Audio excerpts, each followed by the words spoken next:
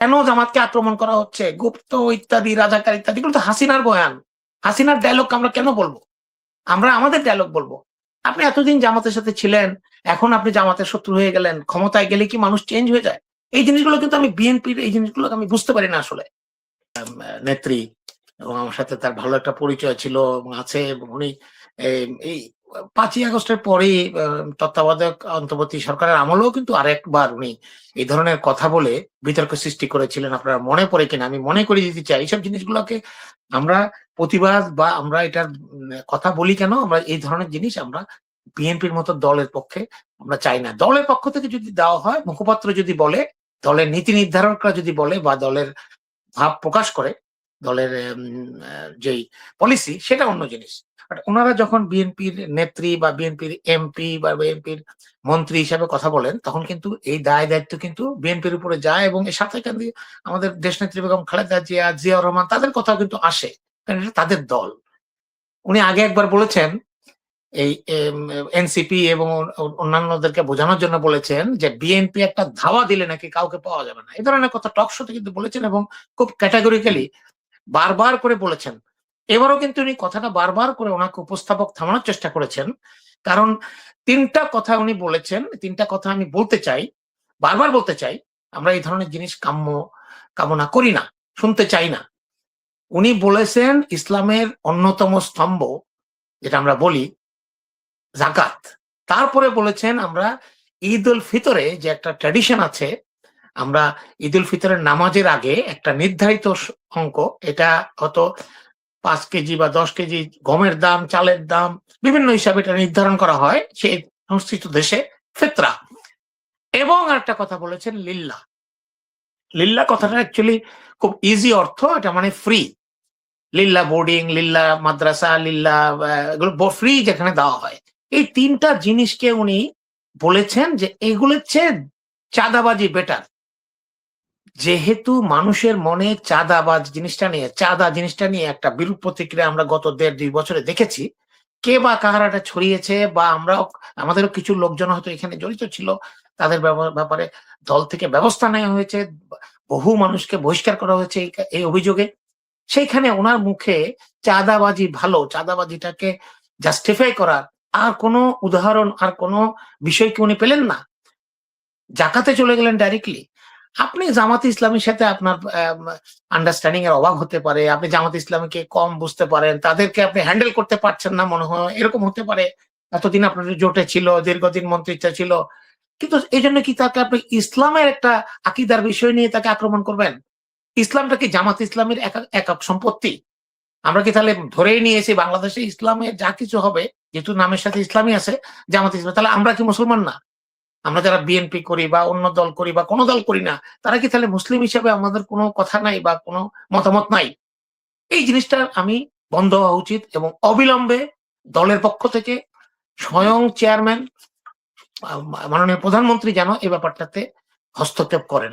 কারণ এই ধরনের বিষয়, আমরা এই ধরনের বিতর্ক আমরা চাই না, এগুলা কাম্য না, এবং এগুলা দলের জন্য খামাকা একটা বিতর্কের সৃষ্টি করা। আমাদের সামনে অনেক কাজ, দেশটাকে সামনের দিকে নিয়ে যাওয়া, হাসিনার লোকজনকে বিচার করা, দেশের অর্থনীতিকে ঠিক রাখা, এদিকে আবার বিশ্বে আবার বিভিন্ন জায়গায় যুদ্ধ চলছে।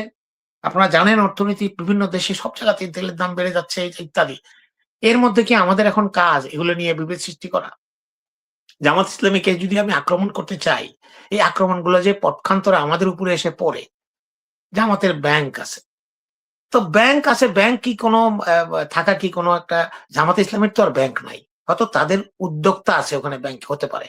মীর কাসেম আলী সাহেব শুরু করেছিলেন সৌদি আরবের, আর দুবাইয়ের 2-3টা কোম্পানি তাখানে ইনভেস্ট করেছিল, আমি যতটুকু জানি।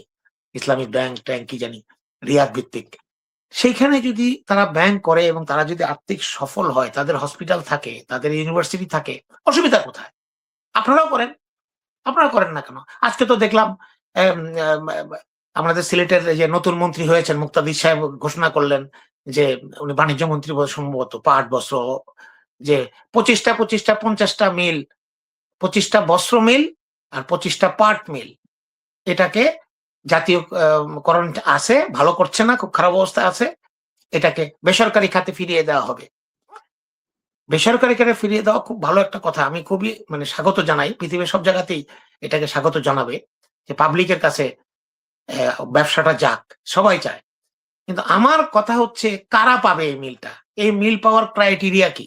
এটাকে পরিষ্কার স্বচ্ছভাবে জানতে চাই। তো আপনারা তো সুযোগ পেয়েছেন, এখন ৫০ জন বিএনপির মনোভাবাপন্ন আপনার শিল্পপতি যারা দীর্ঘদিন বলেছেন আমরা ব্যবসা-ট্যাবসা করতে পারিনি। অনেকে অবশ্য ইভেন স্বয়ং মুক্তাদির সাহেবও ৮৩২ কোটি টাকা লোন নিয়ে ঋণখেলাপি অবস্থায় ছিলেন হাসিনার আমলে।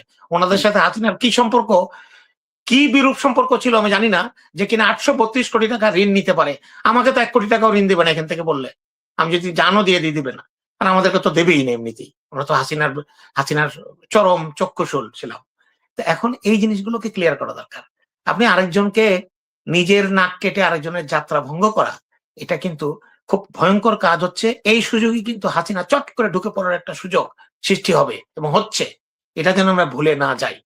আমাদের আজকে বারবার আমি কথাটা বলি এবং চিন্তাও করি।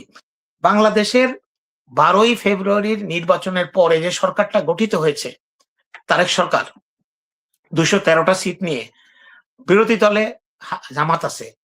ভাই, এর চেয়ে ফেভারেবল কন্ডিশন পৃথিবীর কোন দেশে কখনো হয়েছে কিনা আপনারা আমাকে বলবেন, দুইজন আছেন বিজ্ঞ আলোচক।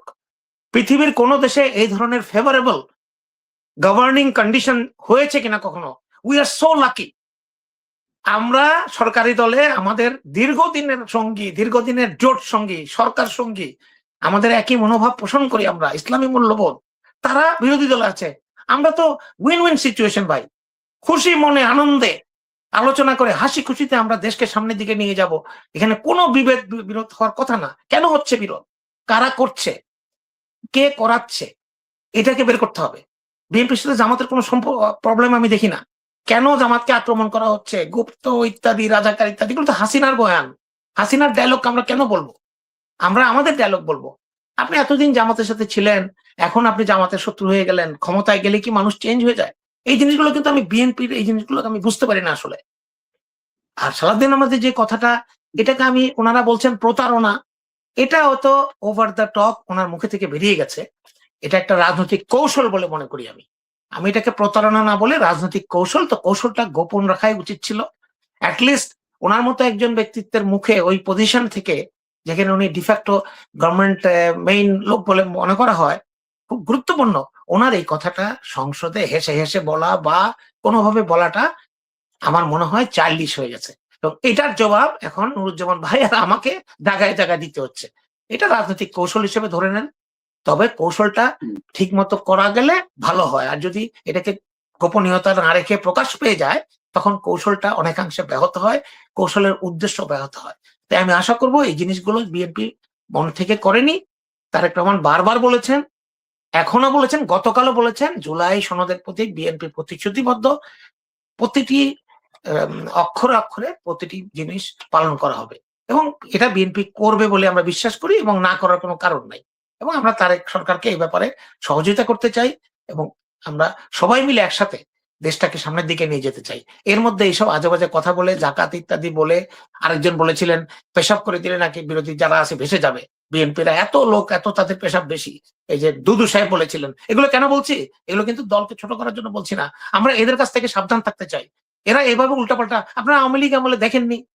ওবায়দুল কাদেরের কথা, হাসান মাহমুদের অকথ্য কথা, খালেদা জিয়াকে নিয়ে তারা আজেবাজে কথা বলতেন, যেগুলি মুখে বলার ভাষা না, সেগুলা বলতেন। বলে তারা পয়েন্ট কামাতেন। হাসিনা তাদেরকে প্রমোশন দিত। তো আমাদের দলে কেন এটা হবে? এটা জিয়া রহমানের দল, খালেদা জিয়ার দল, যিনি কখনো মৃত্যু পর্যন্ত, ওনার জ্ঞান যতক্ষণ ছিল, উনি কখনো একটা শব্দ শেখ হাসিনার ব্যাপারে একটা খারাপ কথা বলেছেন কিনা আপনারা কেউ দেখাতে পারবেন না।